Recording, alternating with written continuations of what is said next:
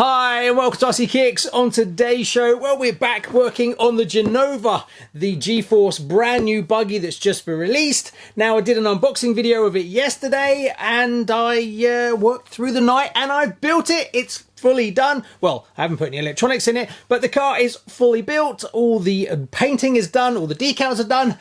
Yes, it did take me quite a while, so you can't say I'm not dedicated. So, do you want to see it? Oh, you want to see it. Hit it, Charlie!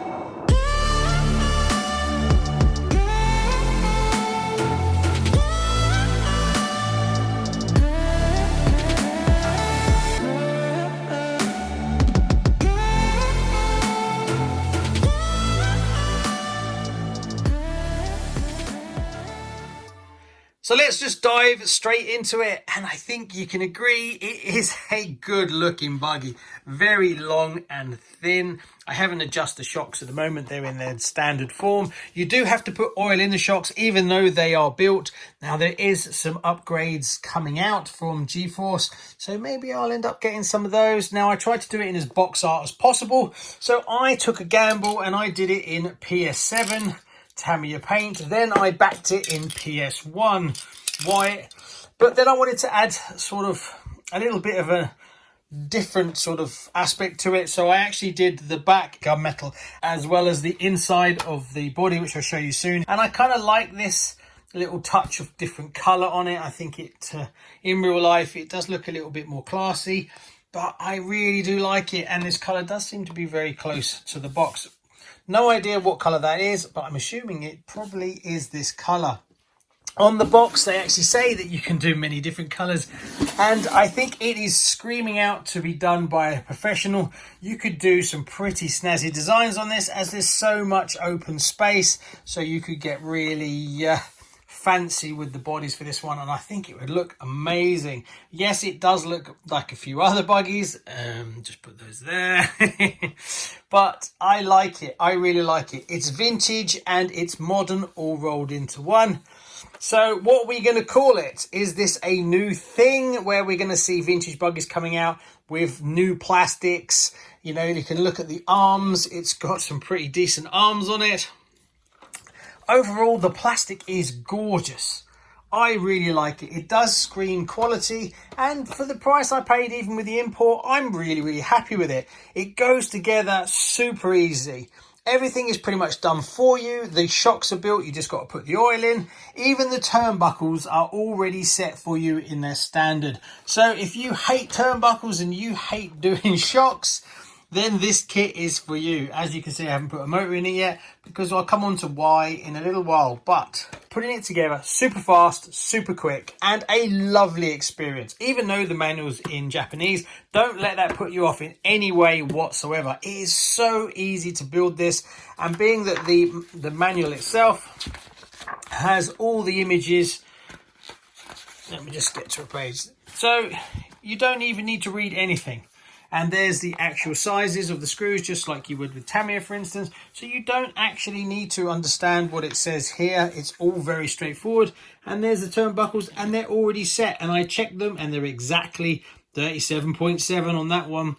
And they're even turned in the right orientation, so you don't even need to adjust them. It doesn't get any easier. I didn't have to fight any of the connections. Everything just bolts together as it would. There's no off-center holes or anything like that. So for a first attempt from Gforce, I have to give them double thumbs up. I'm actually really surprised. I've seen a lot worse from companies that have been producing buggies for a while. Right, I think that pretty much covers everything. So let's take the lid off and I'll show you the chassis. Now I decided to do the inside in gunmetal. I just think it adds a bit of class to it, as well as it gives it that kind of well finished kind of look. And then when you look through the windows and stuff like that, it's all black inside. You don't have to do that, obviously, but I just think it's worth the little effort. And then I just smoked the windows, but I'm guessing you could probably paint them black if you wanted to. On the actual box, they are see-through, but they're a little bit darker than mine. I did 3 layers of smoke on that one. And here's the kit. I haven't put any electronics in it because I'm not sure what I'm going to do with it yet. I'm not sure if it's going to become a shelf queen or I'm actually going to run it. Now, I'm definitely going to put some electronics in it to get it to set a time around the track just to see what it can do. But I'm not sure whether I will actually continue to drive it or whether it will go into the collection. Now, there's a few factors on that.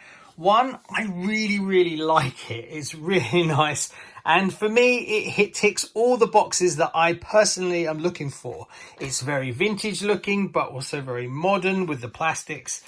And I just really enjoy building it. But I still don't know whether I should be out running it. Now, I do have the Schumacher Cougar that I've just put all latest and greatest electronics in it. So I have that. So do I do the same with this, or do I put this on the shelf and just enjoy it for what it is? Honestly, don't know. Some people have posted that they just don't see the point. Other people think that if it doesn't sell very well, it could become very collectible, so quite a desirable kit down the road. I honestly don't know. It's got everything going for it. So far, there's nothing really negative that I can actually throw at it, apart from it's just not available in the UK and the rest of the world apart from Japan. So I hope they decide to actually rectify that, as I think they've actually got a really good product. Now, one thing that's a little bit different is it comes with a receiver box. Now, you can't take that out. That's not actually screwed in. That's actually part of the chassis itself. And then you've got your standard sort of place up here to put your ESC and then your battery. You've got lots of options for what batteries you can run. Yes, you can run a shorty pack, and obviously you can move it up and down in here. You'll probably need a spacer or something in there to stop it sliding back, but that goes in easy enough. This is a 2S LiPo pack in the standard Tamiya shape, and that fits no problem at all. What actually fits the best is this, a 3S hard case battery, and that is a perfect fit into this. So yes, you can run this on 3S, no problems at all. And yes, obviously you can run NIMH as well, and you've got plenty of room. So the ones that are fractionally longer doesn't really matter. It all fits. So there's a lot of options available without doing any real work at all. Servo just goes straight in here. This all fits together really nicely. Now, there is upgrade steering available, but I was quite impressed with this. There's not that much slop in it at all. I haven't done anything to it apart from put it together. I haven't adjusted the toe in, toe out, the camber. What you basically see is exactly as it was, because all the turnbuckles, like I said, were done for me. I haven't even taken the gearbox apart. It's all gone together pretty much. It comes like that. I haven't even taken the cover off yet because I haven't fitted a motor to it. Again, whether I put just a standard motor in it or whether I put brushless in it, if I'm going to run it, then I definitely want to put brushless in it. But do I want to buy myself a Hobbywing combo, for instance, and put that in it? But then if it's going to become a shelf queen, that's quite a lot of money to just sit on the shelf. So I honestly don't know. Comment below, let me know. So all in all, I'll give it a 2 thumbs up. Now, I didn't get given this. I bought this with my own money and I imported it all on my own.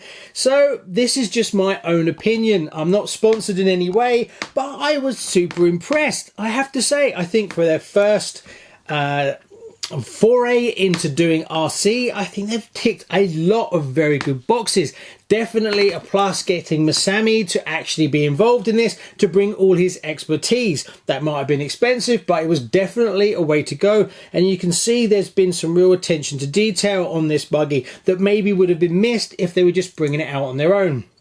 Now, the only negative thing I can find is that they're just not selling it outside Japan. No idea why. I think that's a crazy idea. I think they've got themselves a good product, but just to limit it to Japan, I think is crazy. They should definitely look at a reseller in Europe, England, America, and just bring it out. Now, I know they probably put off because things like, oh, we have to redo the manual.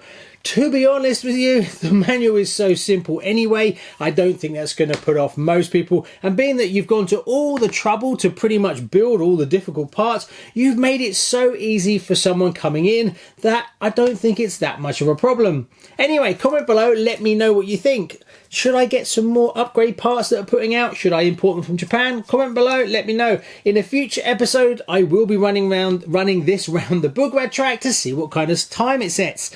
So, thanks for watching. See you on the next one. Oh, I'm happy.